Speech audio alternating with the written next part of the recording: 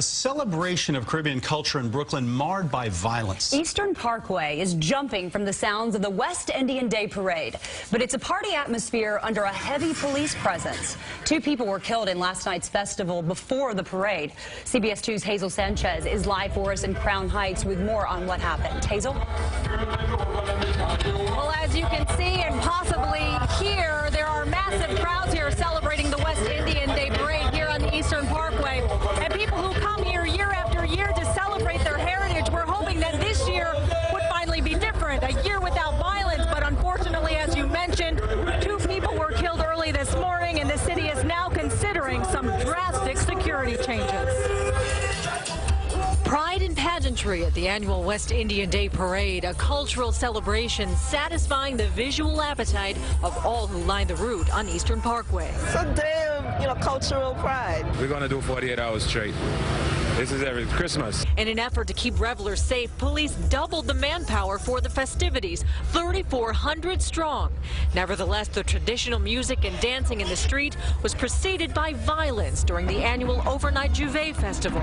Last year, 2 people were murdered, including Governor Cuomo's aide, Carrie Gabay. Before sunrise this morning, 2 people were shot dead, a 22-year-old woman and 17-year-old man.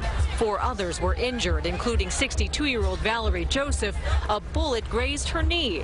Joseph Waterman is her brother. And they were just sitting there waiting, sitting down having hamburgers, and some young kid decided to shoot randomly. Unfortunately, there are still criminals who, despite society and our best effort to control their behavior, insist on breaking the law. The deadly event has revived the debate over canceling the Juve Festival and possibly adding the screening of parade spectators like New Year's Eve revelers in Times Square. I don't want to offer an off-the-cuff opinion. It is important that there be a very careful after-action review done by the NYPD, and that we work with community leaders who put a lot of time and energy into this in the last year, and we think this stuff through carefully. So there'll be a thorough review, all options will be on the table, and then we'll come back with a vision for the future.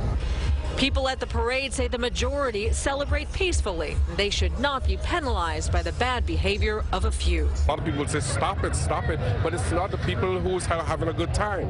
It's actually the people the young kids, that know nothing about what's going on. The cruelest situation is when you can predict the violence, and you can predict the death, and you still can't do anything about it. The parade festivities are expected to last several more hours. There literally are police on every corner on the ground and also watching up in the sky, hoping to keep the rest of these festivities safe. Live in Crown Heights, Hazel Sanchez, CBS 2 News. All right, Hazel, thanks very much.